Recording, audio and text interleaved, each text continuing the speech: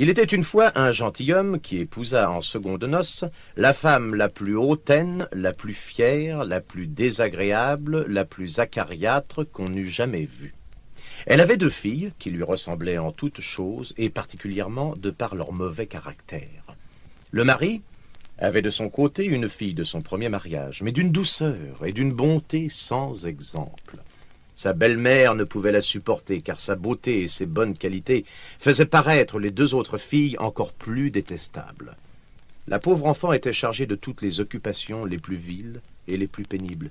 Elle nettoyait la vaisselle et les escaliers, frottait la chambre de madame et de mesdemoiselles ses filles, de belles chambres toutes parquetées, alors qu'elle-même couchait sur une paillasse dans le grenier, astiquait les meubles et les planchers et n'osait se plaindre. Mon père me gronderait si j'osais me plaindre à lui.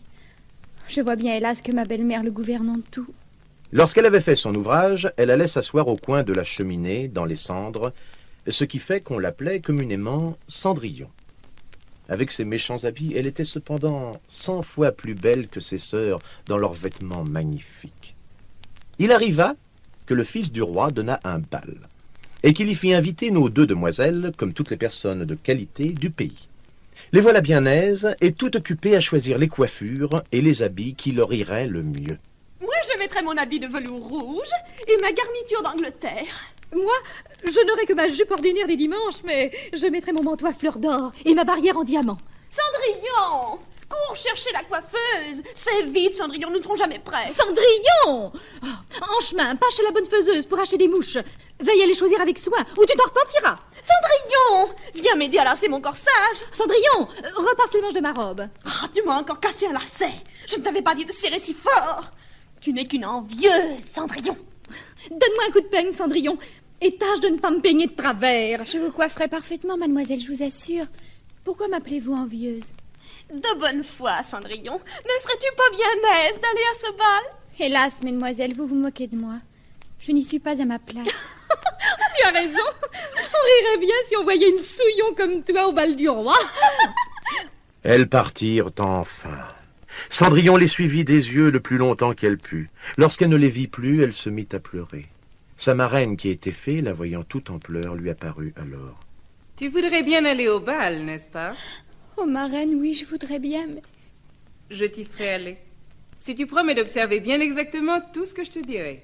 Je vous le promets, marraine. Va dans le jardin et apporte-moi une citrouille. Cendrillon courut ramasser la plus belle citrouille du jardin. Sa marraine la creusa, et n'ayant laissé que l'écorce, la frappa de sa baguette magique. La citrouille fut aussitôt changée en un beau carrosse tout doré. Cendrillon, y a-t-il des souris dans la souricière? Il y en a 6, marraine. Lève un peu la trappe, qu'elles sortent une à une. À chaque souris qui sortait, elle lui donnait un coup de sa baguette, et cela fit un bel attelage de 6 chevaux, d'un beau gris de souris pommelées. Il y a aussi un rat dans la ratière, marraine. Nous en ferons un gros cocher à moustache. Va dans le jardin, tu trouveras 6 lézards derrière l'arrosoir. Apporte-les-moi. Elle les changea en 6 laquais, qui montèrent aussitôt derrière le carrosse, avec leurs habits chamarrés, et qui s'y tenaient immobiles comme s'ils avaient fait ce métier toute leur vie. Et voilà de quoi aller au bal, Cendrillon. C'est merveilleux, marraine. Mais je n'oserais pas me montrer dans mes vilains habits. Regarde-toi dans la glace. Oh, marraine, je suis toute couverte de draps d'argent et d'or. Et ces pierreries. Oh, marraine, comme je suis belle. Oui, Cendrillon, tu es belle. Voici encore un diadème de perles et une paire de pantoufles de verre. Va maintenant. Mais, quoi qu'il arrive, ne reste pas au bal passé minuit, car si tu tardais un seul moment davantage, ton carrosse redeviendrait citrouille, tes chevaux souris, ton cocher ne serait plus qu'un gros rat, tes laquais des lézards, et tes habits reprendraient leur première forme. Je vous le jure, marraine, je sortirai du bal avant minuit. Je suis si heureuse, marraine. Comment vous remercier? Il ne faut pas me remercier, Cendrillon. Je ne te demande que de suivre précisément mes instructions. Fouette, cocher! Cendrillon était folle de joie. Jamais ses sœurs ne s'étaient montrées en si bel équipage. Elle pensa à leur jalousie, mais comme elle était bonne, elle décida, si elle les rencontrait au bal, de ne pas les chagriner en leur disant qui elle était. Son arrivée dans la cour du palais fit sensation. Le capitaine des gardes courut avertir le prince. Monseigneur, Monseigneur, il vient d'arriver une princesse, une grande princesse que personne ne connaît. Elle est merveilleusement belle et si majestueuse qu'on dirait la reine des reines. Je vais la recevoir, capitaine. Conduisez-moi. Il lui donna la main à la descente du carrosse et la mena dans la grande salle où était la compagnie. Il se fit un grand silence, tant chacun était stupéfait de sa beauté. Le vieux roi lui-même, se penchant vers la reine, lui confia. « Madame, il me semble que j'ai 20 ans et que je vous vois quand vous étiez jeune et belle. Quelle aimable personne. Vous ne trouvez pas ?» Le prince la fit asseoir à sa droite et puis l'invita à danser. Elle dansait avec tant de grâce qu'on l'admirait encore davantage. On servit un léger souper dont le prince ne put avaler une bouchée tant il était ému et occupé à la considérer. Cendrillon alla vers ses sœurs et leur offrit des oranges et des citrons doux que le prince lui avait donnés. Elles furent très étonnées de tant de civilité car elles ne l'avaient pas reconnu. On entendit soudain sonner minuit moins le quart. Cendrillon sauta sur ses pieds et fit une grande révérence à toute la compagnie. « Votre Majesté, Madame la Reine, beau prince, je vous prie de m'excuser. » Et elle s'en alla le plus vite qu'elle put. Le prince courut après elle, mais ne put la rattraper. « Princesse, ne partez pas! Revenez, princesse, il est encore tôt! Au moins revenez demain, je vous en supplie !» Dès qu'elle fut arrivée, Cendrillon s'empressa d'aller remercier sa marraine et de lui raconter sa soirée. « S'il vous plaît, ma reine, faites-moi retourner au bal demain. Le fils du roi m'en a supplié. Il est si beau, ma reine. Me laisserez-vous y aller encore demain, ma reine? » Tu iras, Cendrillon, à condition de ne pas oublier ma recommandation et de quitter le palais avant minuit, comme tu as fait aujourd'hui. Sur ces entrefaites, les deux sœurs frappèrent à la porte. Cendrillon alla leur ouvrir, faisant l'endormie, alors qu'elle n'aurait pas pu être mieux éveillée. « Comme vous avez été longue à revenir. Était-ce beau le bal, mes sœurs? Vous êtes-vous bien diverties? » Divertie? Oh, Cendrillon, si tu étais venue à ce bal, tu ne te serais pas ennuyée, crois-moi. Il est venu la plus belle princesse, la plus belle qu'on puisse imaginer. Elle nous a fait 1000 civilités. Elle nous a donné des oranges. Et des citrons doux. Comment s'appelle cette princesse? Personne n'en sait rien. Même le fils du roi, qui ne l'a pas quitté de la soirée. Il semblait en être follement épris. Oh, follement? Il dit qu'il donnerait tout au monde pour savoir qui elle est. Elle doit être fort belle, en effet. Hélas, ne pourrais-je point la voir, moi aussi? Mademoiselle Javotte, prêtez-moi votre habit jaune que vous mettez tous les jours. Voyez-vous cela? Prêtez mon habit à cette souillon. C'est à mourir de rire. Il faudrait que je fusse folle alliée. Le lendemain, les deux sœurs retournèrent au bal, et Cendrillon aussi, encore plus parée que la première fois. Le fils du roi ne la quitta pas un seul instant, et pas un instant ne cessa de lui dire 1000 compliments et gentillesses. Cendrillon l'aurait bien écouté parler toute sa vie.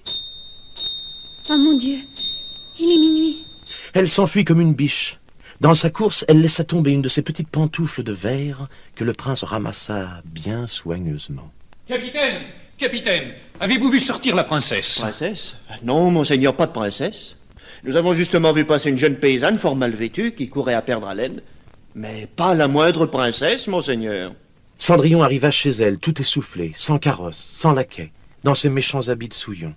Rien ne lui était resté de toute sa magnificence, qu'une de ses petites pantoufles, pareille à celle qu'elle avait laissée tomber et que le prince avait ramassée. Son cœur battait encore à lui rompre la poitrine quand les deux sœurs revinrent du bal. Oh, ma pauvre Cendrillon, quelle affaire! La cour est dans un émoi. Pourquoi, mesdemoiselles? La belle princesse ne serait-elle pas venue? Aussi? Elle était encore plus merveilleuse qu'hier. Si tu avais vu les regards enfiévrés que lui lançait le prince. C'est bien simple, c'était émouvant. Très émouvant. Mais au premier coup de minuit, elle s'est enfuie. Sans rien dire à personne. C'est même un peu étonnant de la part d'une personne si bien élevée. Elle courait si vite qu'elle a laissé tomber une de ses petites pantoufles de verre. La plus ravissante pantoufle du monde. Que le prince a ramassée et a gardée sur son cœur pendant tout le reste du bal. On voyait bien qu'il était fort amoureux de la belle personne à qui elle appartenait. En effet, peu de jours après, un édit royal fut crié dans les rues. Avis à la population! Sa Majesté le roi, Sa Majesté la reine et son Altesse, le fils de Sa Majesté le roi et de Sa Majesté la reine, font savoir à leurs fidèles et bien-aimés sujets que une pantoufle de verre ayant été trouvée lors du dernier bal de leur Majesté et de son Altesse royale, cette pantoufle étant si fine et si menue que de toute évidence, seul le pied d'une personne de grande qualité peut y trouver place, et encore. Cette personne étant apparue par 2 fois au bal de leur majesté de son Altesse royale, où plusieurs milliers de gens dignes de foi ont pu constater son existence et jurer l'avoir vue et lui avoir parlé. En conséquence, son Altesse royale, le fils de leur majesté, désire épouser cette personne. On la reconnaîtra au fait que son pied entrera tout juste dans la dite pantoufle. À cet effet, un gentilhomme de la cour se présentera chez toutes les demoiselles du royaume pour leur essayer la pantoufle. Qu'on se le dise! Quand on eut visité les princesses, les duchesses, les marquises et toutes les dames de la cour, mais inutilement, il fallut bien en venir aux filles des simples barons et des bourgeois. On apporta donc aussi la pantoufle chez les 2 sœurs, qui firent des efforts inouïs pour y faire entrer leurs pieds. Le gentilhomme de la cour s'impatientait. Voyons, mesdemoiselles, vous ne pourrez pas en venir à bout, c'est assez évident. Laissez-moi encore essayer, monseigneur. Monseigneur, j'avais mis mon pied de travers. Et puis, vous savez, l'émotion, la chaleur... N'insistez pas, mesdemoiselles. Mais ce n'est pas dans cette maison-ci que je trouverai la personne que nous cherchons. Et si elle m'allait à moi? Oh, Cendrillon, ne dites pas de bêtises. Faites perdre son temps à monseigneur. J'ai ordre d'essayer la pantoufle à toutes les filles. Veuillez vous asseoir, mademoiselle. Oh, mais votre pied y entre tout juste et sans peine.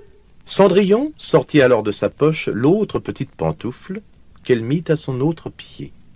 L'étonnement des 2 sœurs dépassait tout ce qu'on saurait dire.